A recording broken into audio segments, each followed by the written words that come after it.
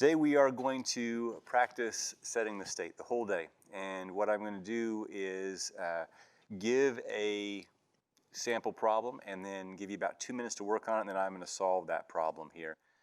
If you don't have your tables or something to access the tables, you need to do that for future classes, but what I'll do is I'll have tables here for use. I have 3 versions of the tables. If you're okay touching something that I have been touching, then you can come down here, or I'll let you borrow those. I do want to make one announcement. That's about the exam. The exam is next Monday night at 7:30. I'm still working out this exam issues. Trying to do an in-person exam with everything as it's going on is proving to be quite difficult. But I do want to let you know that if you do have concerns about being in person for this exam, you don't have to take this exam in person. I would like for you to take the exam in person because I think that's when I can kind of verify that everything's kind of on the up and up. But I do think that we can take an online version that's just the same. The idea is that the online version or the remote version is not any more difficult than the in-person version, but I do have to take into account that you might have other resources available to you on the online version. So the goal is at the very end of the day, I can say that both exams are the same exam, tested you similarly, and make sure that nobody has an advantage or disadvantage. That's what I'll be working on over the weekend. But things change very rapidly. My email, I get about 100. I got 103 emails yesterday, and I have about 300 students in 2 classes, and between all this COVID stuff, and here I want to do this and want to do that, it's challenging, and I don't like to farm things off to my TAs. So I'm going to try my best to do right by all of you. And but if you have concerns, my main thing is for all those of you at home, if you have concerns about coming to an in-person exam, and they are COVID-related concerns, I will 100% work with you. If your concern is that I don't like to get out of my pajamas and come to class at 7:30, then I'm sorry. I got to get out of my pajamas too to give the exam. So that's kind of where we'll be on that. Okay, any questions there? Okay, let's talk about this material for setting the state. There will be a problem on the exam. It'll be about setting the state. 25 points on the exam will be about setting the state. So it's important that you do this. We'll be covering it today. We'll be covering it the in-person on Friday. We're just doing a lot of setting the state things. And the main thing you got to know about setting the state is you have to be able to draw a TV or PV diagram. So I'm going to draw both to start with. My favorite is a TV, but it can be a PV diagram as well. Now the V is specific volume, but I want to let you know that if I wanted to, I could draw a TU and PU diagram. I could draw a TH and pH diagram. I could draw a TS and PS diagram. I could use all the properties, internal energy, enthalpy, and entropy, and we haven't talked about the last 2. But I just want to let you know it's the same type of diagram. And we're drawing a graphical representation of what the diagram is. We are not drawing a perfect diagram. So when I go in here, I draw my vapor dome. I like to draw my vapor dome so it kind of goes about straight up and then it goes over here like this. This is how the vapor domes approximately look. But that's not exactly how they look. It's my representation. It helps me solve the problem, but I don't want to take this too seriously. I want to take it as something that will really help me, but I don't want to look at it and say, well, the picture that I drew says X, Y, or Z, and the answer I got does not show exactly what my picture says. There must be a problem. And what I'm trying to say is this, and probably better if I describe it graphically. So here on a PV diagram, you have a line of constant pressure. It looks like this, right? Pressure is equal to constant. And on a PV diagram, you have a line of constant temperature that goes down like this. This is most important. Now, I might say, in my drawing, I might know my quality is here and I might say that's 70% or something like that. There are times in your problem statement that you'll maybe be dropping from a saturated vapor here, and you might be dropping straight down to this point here. So this is maybe my point 1, this is my point 2. And you might look at that and say, whoa, that diagram shows me my quality's got to be, 70% at least. But as you calculate it, you might say your calculation might show that your answer is 40%. And you will be like, that can't be true. The diagram shows it's 70%. Well, you drew that diagram, and you didn't draw the exact proper shape of the curve. So there's a possibility that you are wrong, that your diagram is a little off, unless you spend time exactly mapping out how the vapor dome looks.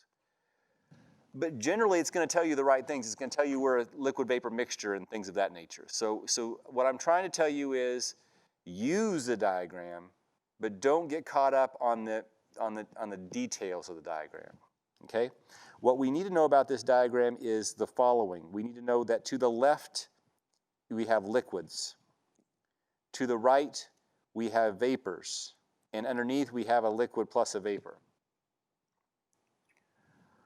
What we are always going to do to try to find, as we start, we're trying to find out what the saturation temperature is, and we're going to be trying to find out what the saturation pressure is for a given temperature, for a given pressure. If we can find where saturation is, we can know if we're above or below that, and that will tell us if we're a liquid or a vapor. As you get more comfortable with this, you might have to bypass this step, but I am a guy who my brain sometimes gets a little frazzled with some things, and I always like to stick with my how I do things. And what I always do is draw a TV or a PV diagram. I always find where saturation is. I always find if I'm above or below that point. And that has made good. It's been a good thing for me. Okay, so let's practice this with our first problem. Our first problem, we're going to look at refrigerant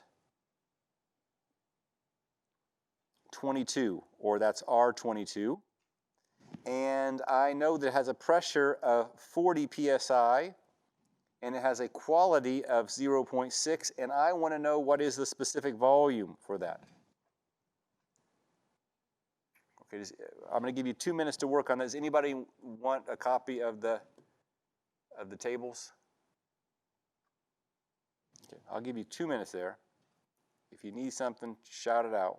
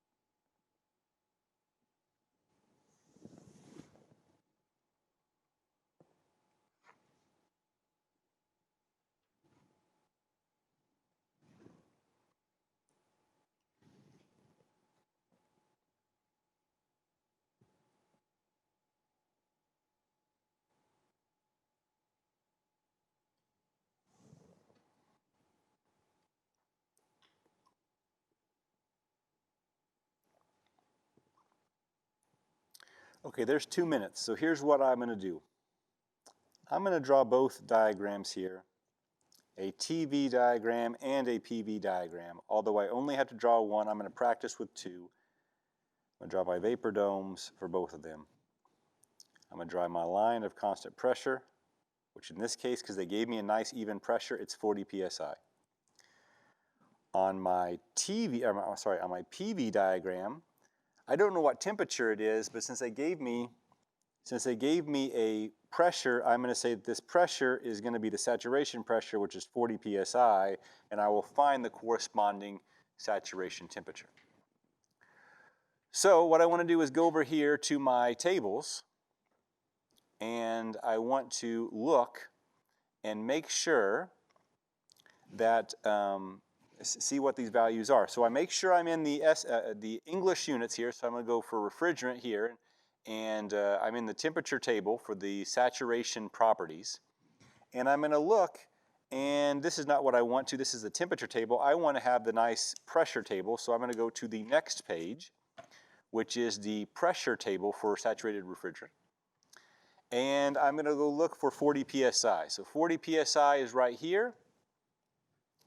40 psi is right here, and it tells me that at 40 psi I saturate at 1.54 degrees Fahrenheit. So that tells me here that I have 1.54 degrees Fahrenheit, and this is going to be 1.54 degrees Fahrenheit. So now what I've done is I've labeled everything. I've labeled everything. For those of you at home, I can only record one of my screens, so I'm going to record the one with the tables and try to go back and forth, so just bear with me here. It's a little bit clunky. Okay, I know I'm at a quality here of 6.6, 60%. So I know exactly that I am a liquid, a vapor mixture. Okay, so I need to go and find out what is my saturated liquid and what is my saturated vapor values for 40 psi. So I know I'm somewhere maybe right here on this line. Okay, so I need to find out what is my VF and what is my VG. And that's easily told here in my tables. At 40, I am told that saturated liquid is 0.01198. So 0.01198. And my VG value is going to be 1.3277. 1.3277. And that's all I need my tables for to get those values. And I know I'm between those values, and so I am going to use the quality equation that the specific volume is equal to the specific volume of a saturated liquid plus the quality times the specific volume of the saturated vapor minus the specific volume of the saturated liquid. And I just plug and chug here. Okay? So V is equal to 0.01198 plus 0.6 times 1.3277 minus 0.01198. Okay? And so when I put these things into my calculator, I get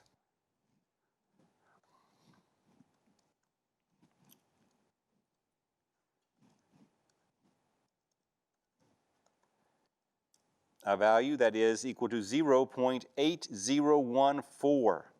And this is going to be in units of feet cubed per pound. And I have to ask myself, does that make sense to me? First of all, I have to check, it's got to be between VG and VF. And that number is between VG and VF, so I'm good there. It's about a little over halfway, so that seems reasonable to me. So I feel comfortable with that answer. Okay, always check to see if your answer makes sense to you. Okay, this is how to find a quality. Now, alternatively, what I could have given you was that the specific volume was 0.8. And I would say the specific volume at 40 psi is 0.8. What is the quality? Okay, then you would have been putting everything in this equation. You would have put 0.8 in here. And you would not have put in 0.6, and you wouldn't have solved it for that way. So make sure you know how to do these problems one way and the other. Okay, because I like to say, okay, you practiced it this way in the homework. All right, now let's give it to you. I gave you A and B in the homework. Let's give you B and C in the exam and see if you can find A. Okay, so know how to do that. Any questions here with this problem? Okay, for our second problem, what I want you to do is first I just want you to set the state for water. I want you to tell me if it's a liquid, a vapor, or a liquid-vapor mixture. For water at a pressure is equal to 1 bar and a temperature is equal to 20 degrees Celsius, okay? We're going to end up finding the specific volume, but first thing I want you to do is just set the state. I'm going to give you 1 minute to set the state, liquid, vapor mixture. If you want to continue on to find out what the specific volume is, great. I will do that rest of that with you.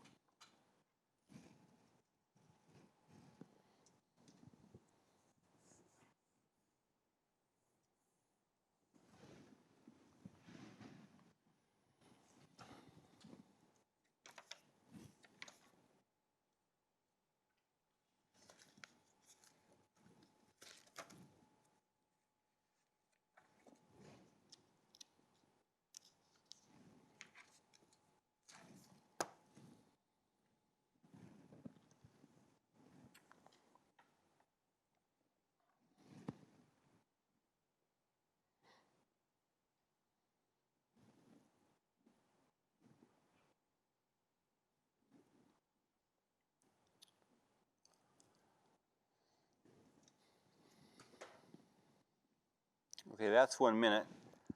Pretty fast, maybe too fast, but you might look at this and say, hey, 1 bar is about 1 atmosphere. 20 degrees Celsius is about 72 degrees Fahrenheit. Water is liquid in that case. You know what you've had from experience. But let's go ahead and do it formally with our TV and PV diagrams and confirm that. So here's my TV diagram, and here's my PV diagram, and here's my vapor dome. And here's my line of constant pressure, which is going to be 1 bar. And here's my line of constant temperature, which is going to be 20 degrees Celsius. I want to find out what the saturation temperature and pressure is, and so if I go to my tables, I go up to my liquid tables. I'm now making sure I'm in the SI tables. One of the major things you can do is accidentally get into the wrong table. That happens quite often. And I'm already, the first table, A2, is the temperature table, so I'll go look for my 20 degrees Celsius. And it says here, 20 degrees Celsius, I saturate at 0.02339 bars. So that's going to be 0.0020339 bars. Now if I go to the next table, which is my nice pressure table, I can look for 1 bar, and I see that we saturated about 99.63 degrees Fahrenheit, which makes sense. At 1 atmosphere, boiling, or when we're saturating, is about 100 degrees Celsius, so that makes sense to us. Did I say Fahrenheit? I meant Celsius. I'm going to make sure. Okay, so what does this tell us here? Well, we are not at 99.63. We're way down here at 20 degrees Celsius. Where does it intersect our line? It intersects our line in the liquid state. We are not at 0.02339. We are at 1 bar. We're up here at 1 bar. We're going to be right here, and so that's also showing we're the liquid state. So both are showing that we are liquid. Absolutely great. Good. Now, because we don't have so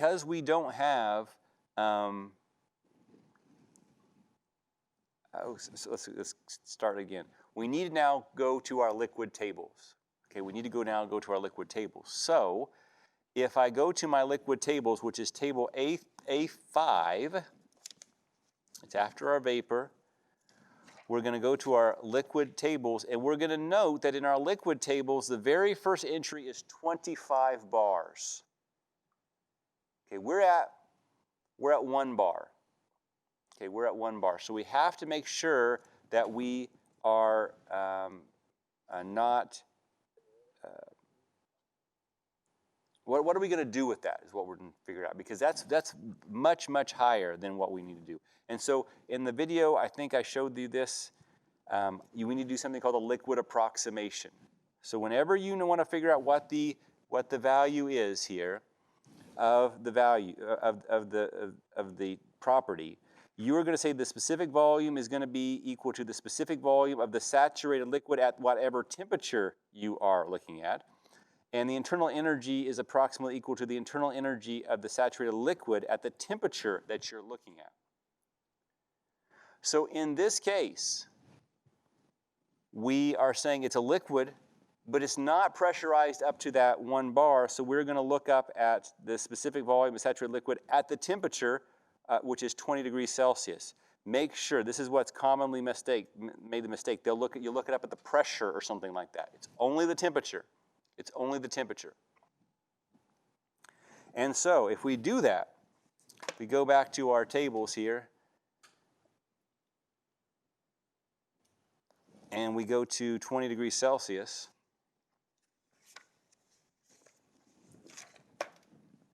Okay, 20 degrees Celsius. We see that the specific volume of a saturated liquid is going to be 1.0018, which look up here at the heading, times 10 to the minus third meters cubed per kilogram. That is our value for our specific volume. That's our value for our specific volume. We're using a liquid approximation. When our value is not, when our pressure is not high enough to get into that compressed liquid, we make this approximation.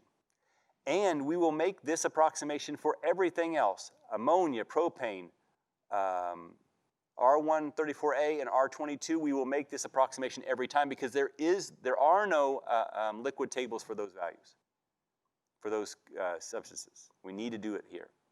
Now let's just look at this. 1.0018. Let's go now to the table A5 and let's look at what happens here. Look, at 20 degrees Celsius, if we pressurize it to 25 bar, our specific volume is 1.0006. Very close. If we 25 times the pressure that we have in this example, if we pressurize it 25 times, our specific volume just changes to 1.0006. Very, very, very close. This is why that approximation, just trying to show you that approximation is actually really good. There's no reason to put all this other tables in there because the approximation is pretty darn good. Okay? Liquid approximation. Anytime you have a liquid that is ammonia, propane, R134A, R22, you are going to do the liquid approximation. With water, you're going to do the liquid approximation when you're below 25 bars. Okay, otherwise you're going to go look in here. Okay, that is problem 2. Problem 3, ammonia.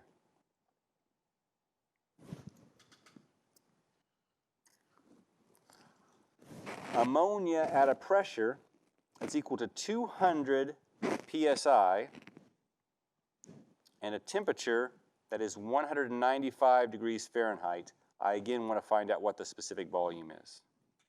Okay, I will give you 2 minutes to work with that. Ammonia, pressure, 200 psi, temperature, 195.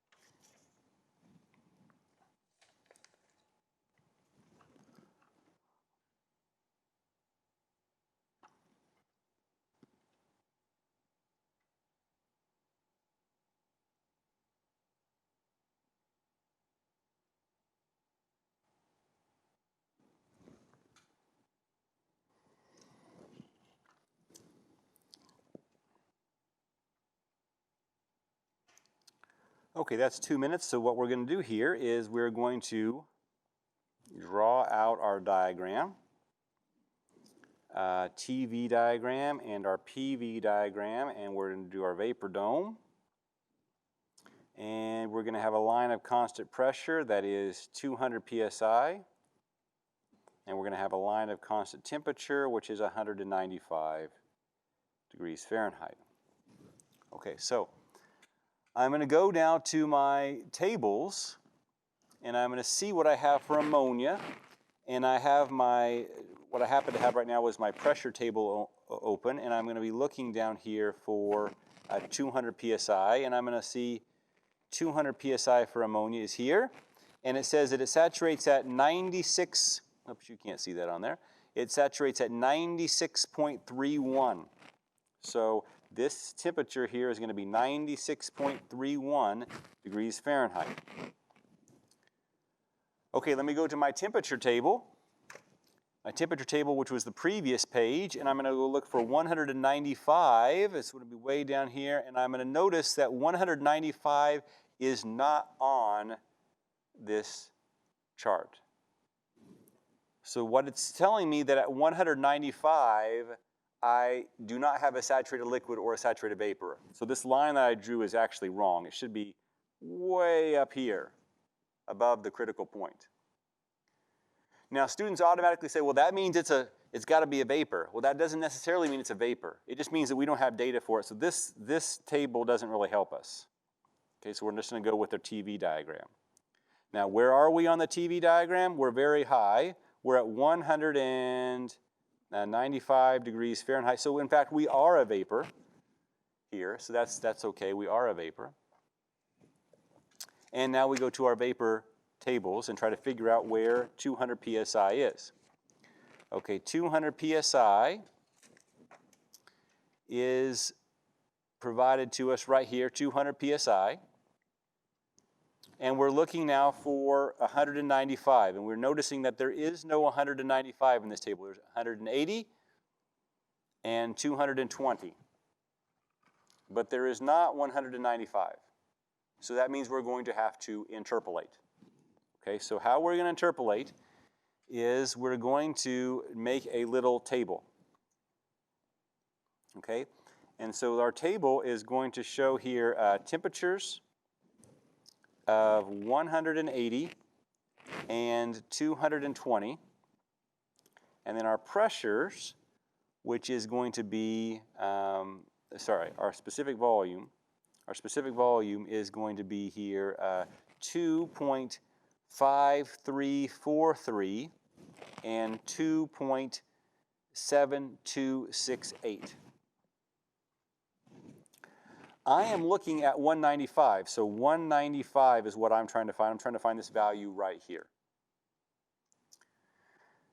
You may not have to do the next step, but what I'm going to do right away is I'm going to say, let's draw this out. Let's actually graph this. Maybe we'll try temperature and specific volume. So we're going to have 180.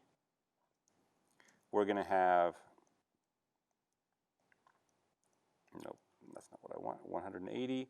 We're going to have a 220, and then we're going to have 2.5343, and we're going to have 2.7268, and we're going to be able to draw a line between these 2 points. And we're going to assume through a liquid approximation that 195 is right here on this line, straight line. And so that's going to be called linear interpolation. And how we can do this is in many different ways. But how I'm going to show it to you today is I'm going to say, well, let's go 180 minus 220. What corresponds to 180 is going to be 2.5343. And what goes to 220 is going to be 2.7260. Then I'm going to say, okay, that corresponds to the same thing, 180 minus 195, all over 2.5343 minus our unknown specific volume, V. Again, I don't have to do it this way. I could have done 220 minus 180 and 195 minus 180. I could have flipped these, and the numerator is the denominator. I could have done a variety of different things here. There's 3 or 4 or 5 different ways to do this, but they're all going to give me the same answer. And if you need to prove that to yourself, please prove that to yourself. Because now what I want to do is type this into my calculator and find out what my final answer is, because the solution manual to this problem is wrong, and so happens to be our friends at Chegg. So I used to assign this as a homework assignment until I caught too many people cheating, and then I felt like I shouldn't do that because then it felt dirty. And I didn't like doing it, so I told Chegg that their answer was incorrect, and they said, "Thank you for trying to improve our community." And I felt dirty about that too. Okay, now, what am I doing wrong here? I'm not under.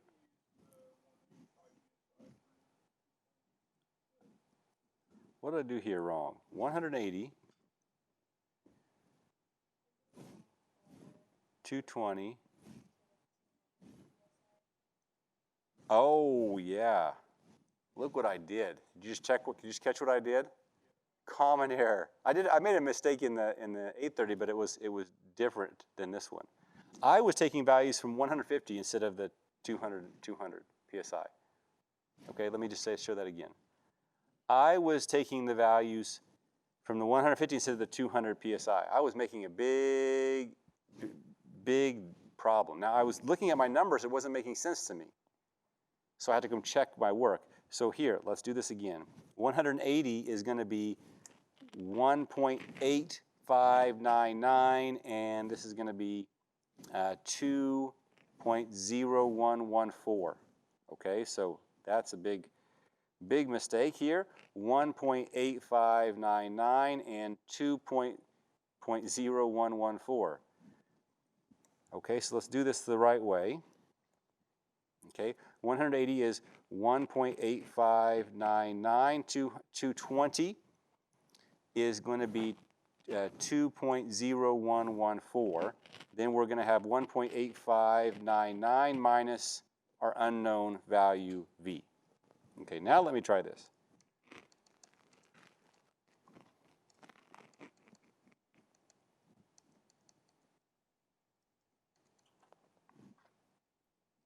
Okay, I'm going to divide that by.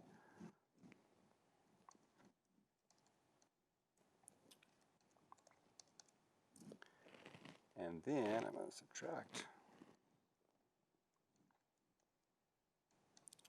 Okay, are we getting here for our specific volume 1.9167?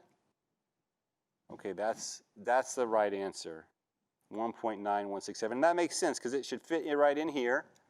It's closer to 180 than 220. That makes sense. Okay. The answer on Chegg is 0.3620, which is completely wrong. Not as bad as the answer from Wanklin. The Wanklin answer was still pretty bad from the 150, but we do need to make sure that we are checking our work, making sure we're in the right table. These things happen. Now let's just say you did what I just did here on the exam. You looked everything up, you were shifted over by one table. When I'm grading things, I might count you completely off.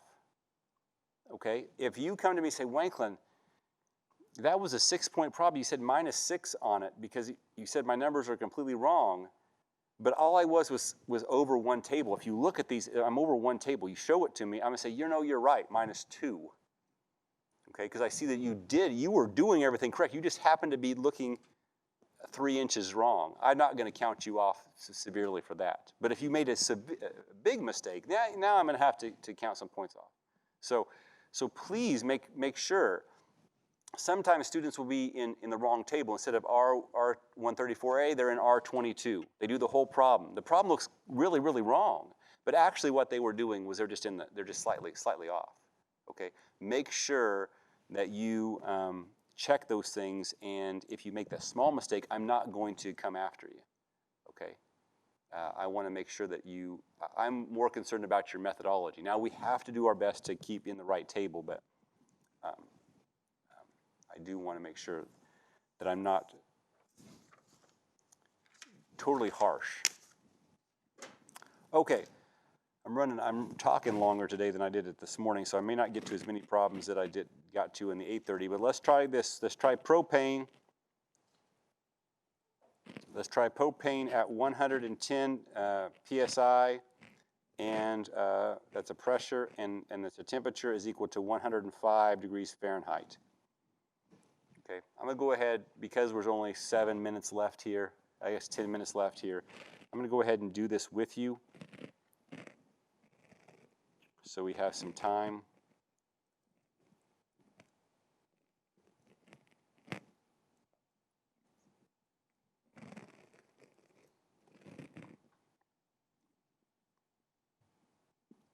I have a nice pressure of 110 psi, and I have a nice temperature of 105 degrees Fahrenheit. Now,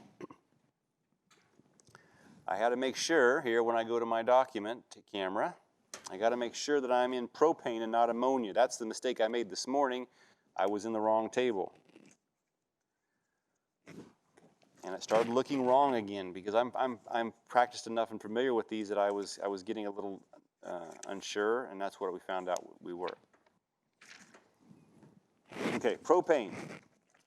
First table, A16E, is the temperature table, and we look for 105 degrees, and there is not a 105 degrees Fahrenheit in here. There's 110, and there's 108, 100, but there's not 105. Now, if I wanted to find out what my saturation pressure is, I could average these things and find out what it is, right? I can average these and find out what it is. And what I would find here is 188.6 plus 214.3 divided by 2. This should be 201.45. Okay. Now let's look at 110. Let's look at 110 psi. Sorry, 110 psi. 110 psi. Now I'm all worried about myself. 110 psi. Again, 110 psi is not in my pressure table. It's halfway between here, 100 and 120. I'd have to average and figure out where I am at. But look at this. Without averaging, I can just say, look here.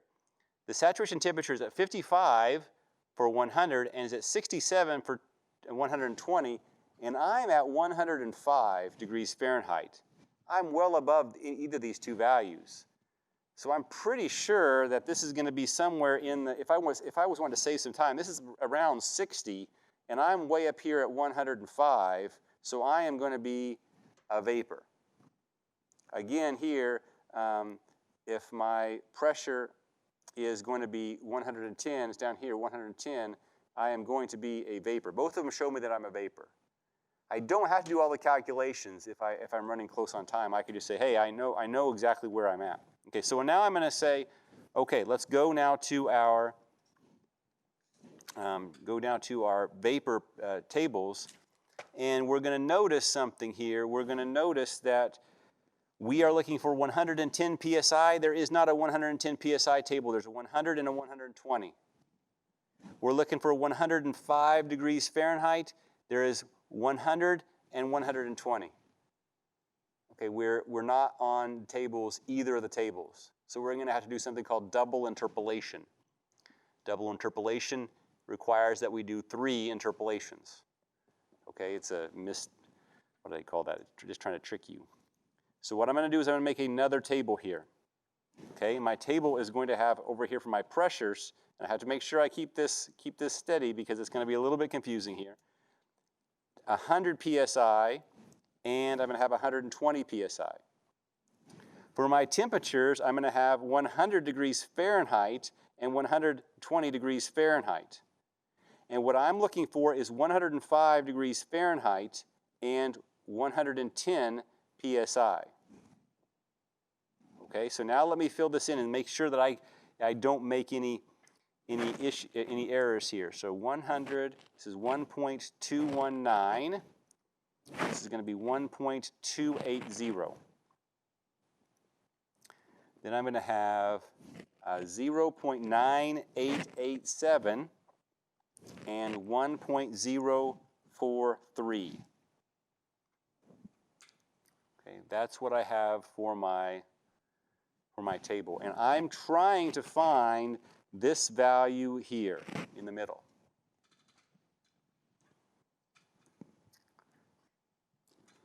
Now, there are two ways for me to do this, and I want you to tell me which way to do it. Okay?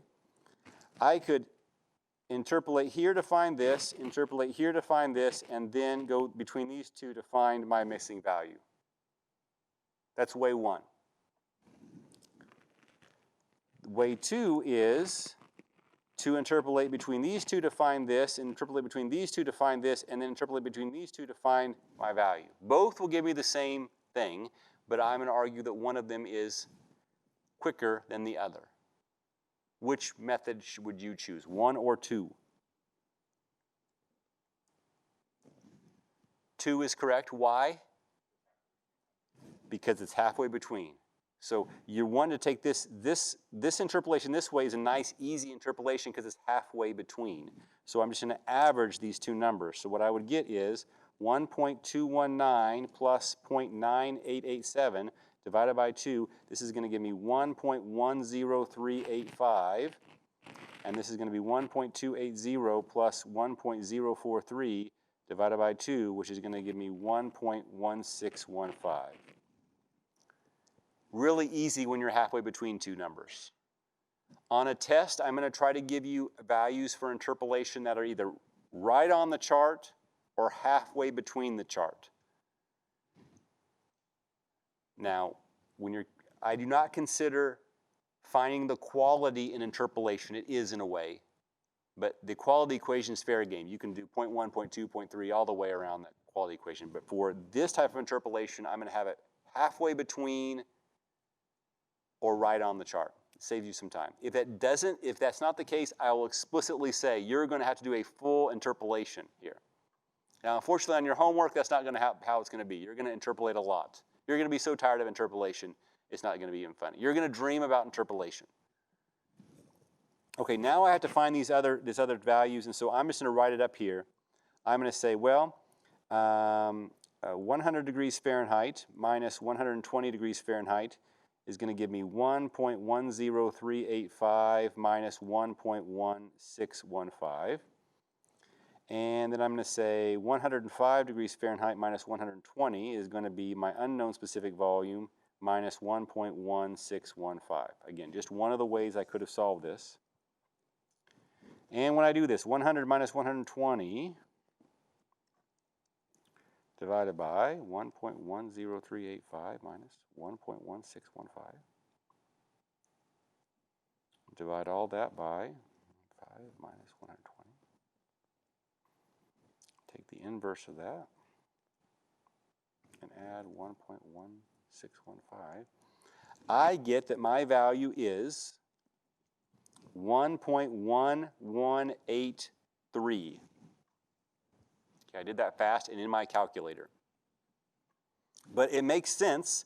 It's between these two values, and it's closer to my top value, my 100 degrees Fahrenheit, than my 120. Okay, makes sense. It makes sense. Any questions here with double interpolation?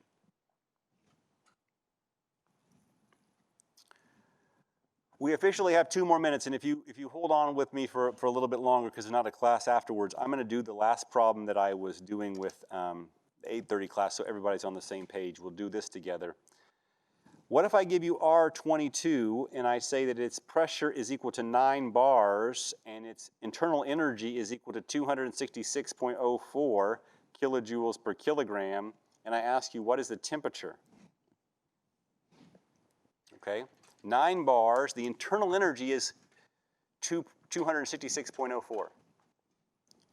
Okay. So here's what I would do here.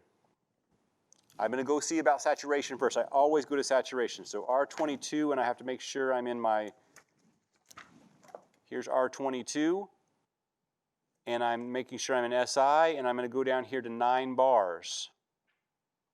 Now 9 bars, it's going to saturate at 19.59 degrees Celsius. But I'm going to go over here. These next two are going to be my specific volumes, and then here's going to be my internal energies. Saturated liquid is going to be 62.88. Saturated vapor is going to be 231.43. I'm at 266. So what does this mean?